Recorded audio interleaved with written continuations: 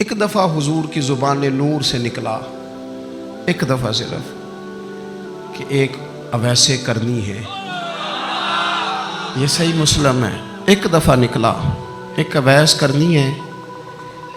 کرن کی شاخ ہے مراد، اس شاخ سے تعلق رکھتے ہیں، باپ کا نام عامر ہے، اویس بن عامر کہلاتے ہیں، برس کے نشان تھے۔ یہ دیکھو یہ ساری نشانیاں حضور نے بتائیں۔ کتنی جگہ آپ نے سنا ہے حضور نے دیکھا نہیں انہیں، او یارو کوئی ضروری تو نہیں نا کہ کوئی ظاہری طور پر ملے تو تب بھی پتہ چلتا ہے۔ محبوب کو پتہ ہے کون کہاں کہاں بیٹھ کے روتا ہے۔ لب واں ہیں، آنکھیں بند ہیں، پھیلی ہیں جھولیاں، کتنی مزے کی بھیک تیرے پاک در کی، کتنی مزے کی بھیک ماہ مدینہ اپنی تجلی عطا کرے۔ یہ ڈھلتی چاندنی تو پہر دو پہر کی، او دیکھو نا روزے دے دوالے نے غلامہ دیاں ٹولیاں، وہ ایک پہ سن دے کروڑاں دیاں بولیاں، اور بڑی امید ہے، بڑی امید ہے سرکار قدموں میں بلائیں گے۔ کرم کی جب نظر ہوگی مدینے ہم بھی جائیں گے، اور اگر جانا مدینے میں ہوا ہم غم کے ماروں کا تو مکین گنبد خضرا کو حال دل سنائیں گے۔ ایک دفعہ حضور نے فرمایا عمر، ایک اویس بن عامر نام کا شخص ہے، کرن کا ہے، مراد ایک شاخ ہے قبیلے کی، اس سے تعلق رکھتا ہے، ماں کا بڑا فرما بردار ہے۔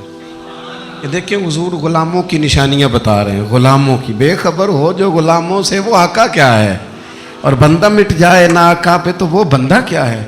فرمایا برس کے نشان ہیں چہرے پہ، برس ہوا تھا وہ ٹھیک ہو گیا، درہم کے مطابق نشان ہوگا، ماں کا فرما بردار ہے۔ اور حضور نے فرمایا عمر، اس بندے کی شان اتنی ہے کہ وہ اگر اللہ کو کوئی قسم دے دے تو رب پوری کر دیتا ہے۔ فرمایا اگر عمر تیری ملاقات ہو گئی نا تو اسے اپنے لیے دعا کرا لینا۔ بس طے کر لیا حضرت عمر نے، جو بندہ بھی یمن سے آئے عمر پوچھیں اویس کو جانتے ہو، اویس کو جانتے ہو، جو بھی ملے نا حضرت عمر پوچھیں اویس کو جانتے ہو۔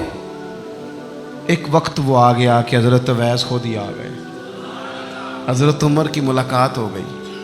اب ذرا دیکھنا نشانیاں بتا رہے، کہنے لگے آپ کا نام اویس بن عامر ہے، مراد کی شاخ سے ہیں، یہ چہرے پر نشان ہیں، ماں کے فرما بردار ہیں، کہاں؟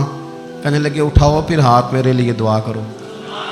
حضرت اویس بن عامر اویس کرنی رضی اللہ تعالیٰ عنہ کہنے لگے عمر میں آپ کے لیے دعا کروں؟ فرمایا کرو نا، اس لیے کہ مدینے والے حبیب نے کہا تھا دعا کرانا، حضور نے کرو نا دعا، ہم نے تو طے کر لی۔ ایک نقشہ محبوب نے بتایا تھا ایک دفعہ کہ وہاں سے آئے گا، ایک دفعہ وہ نقشہ بتایا تھا کہ وہ کرن کا یمن کا، ایک دفعہ کہا تھا وہ آئے گا، بس پھر میری عمر مدینے دے ٹبیاں دی تصویر بناؤں دے ہی گزر گئی۔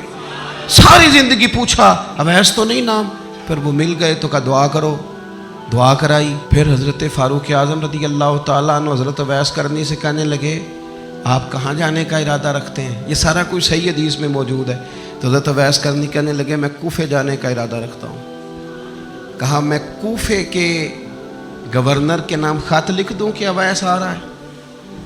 تو حضرت اویس کرنی کہنے لگے نا نا نا نا نا، ہمیں پروٹوکول نہیں چاہیے، میں نا سادہ رہنا پسند کرتا ہوں، اسی کسے دے کچھ نہیں جے لگ دے، نہ کوئی ساڈا دردی، بس کونے میں پیچھے، ہم کوئی سٹیج کے شوقین لوگ ہیں، ہم کوئی نعروں کے شوقین لوگ ہیں، ہم کوئی تصویروں کے شوقین، ہم تو پیچھے بیٹھنا، بس کسی کو نظر آئے نہ آئے۔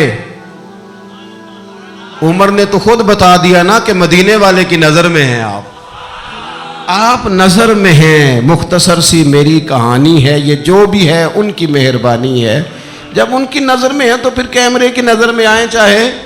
حضرت اویس کہنے لگے ضرورت کوئی نہیں، میں پیچھے رہنا پسند کرتا ہوں۔ تو حضرت عمر نے کوفے بھیج دیا، ایک بڑا رئیس آیا حضرت عمر سے ملنے کوفے کا، تو جناب عمر فرمانے لگے اویس کرنی کو جانتے ہو؟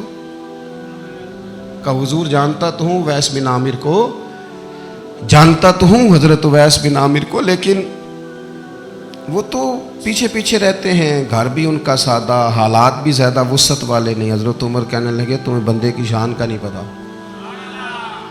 وہ بندہ حج کرنے آیا ہوا تھا مکے، حضرت عمر سے ملے، کوفے کے رئیس تھے، تو حضرت عمر کہنے لگے واپس جانا تو اس سے دعا کرانا۔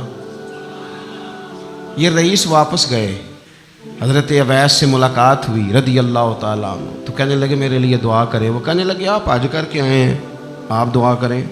کہ نہیں آپ کریں۔ کہنے لگے آپ حج کر کے آئے ہیں، آپ کریں۔ کہنے لگے نہیں آپ کریں۔ تو حضرت اویس سمجھ گئے، کہنے لگے عمر سے مل کے آئے ہیں، عمر سے مل کے آئے ہو۔